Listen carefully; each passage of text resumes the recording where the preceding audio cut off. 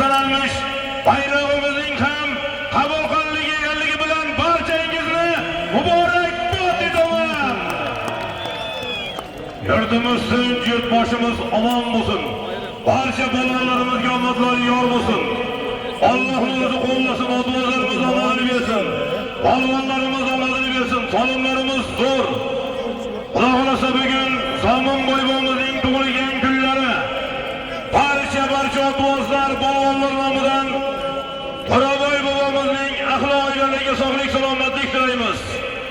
O'g'illarimizni ham barralar qilgan balvon otbozlarimiz olqishlab turish uchun faolroq bo'lishini chorlab qolamiz. Do'stlar, kecha mana birinchi kun ko'pkarimizni o'tkazdik. Xudoy berdi Osmonov ko'pkarisini. Bugungi kun ikkinchi kun ko'pkarimiz, Xudo xolasa finalimiz. O'tgan to'yimizda bo'lgan kamchiliklar, kechagi to'yda bo'lgan kamchiliklar yuzasidan ozgina gapirib o'tamiz. Kecha Sirdaryo Malik Olim polvon. Yaqinroq kelasiz. Sirdaryo Malik Olim polvon, muxlislar eshityapsizlarmi?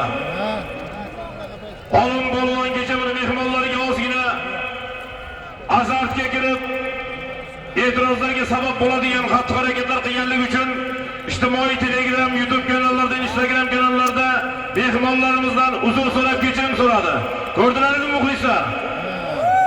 Federatsiya rahbariyati to'y tashkilotchilari tomonidan Sirdaryo Malik Olim polvonga sariq kartochka berilib, qattiq ogohlantirish beriladi. Sirdaryo Malik Olim polvon. Ana undan keyin Sirdaryo Malik Bobur Shoh polvon sizga ham to'y tashkilotchilari tomonidan, to'y rahbariyati tomonidan, tashkilotchilar tomonidan har xil e'tirozlarga sabab bo'ladigan xatti-harakatlarga ogohlantirish berilmoqda sizga ham. Bobur Shoh polvon Sirdaryo Malik. Endi do'stlar, ko'p vaqtni cho'zmaymiz. Salom sultonlarimidan duolarni olamiz. Ana undan keyin bizning milliy iftixorimiz, g'ururimiz sanalmish milliy ramzimiz O'zbekiston Respublikasining madhiyasi bilan bugungi bayramona ruhda o'tadigan katta to'y, katta ko'pkarimizni boshlab beramiz.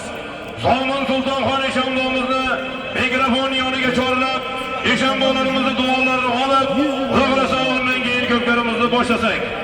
Degan Eshonbobomiz.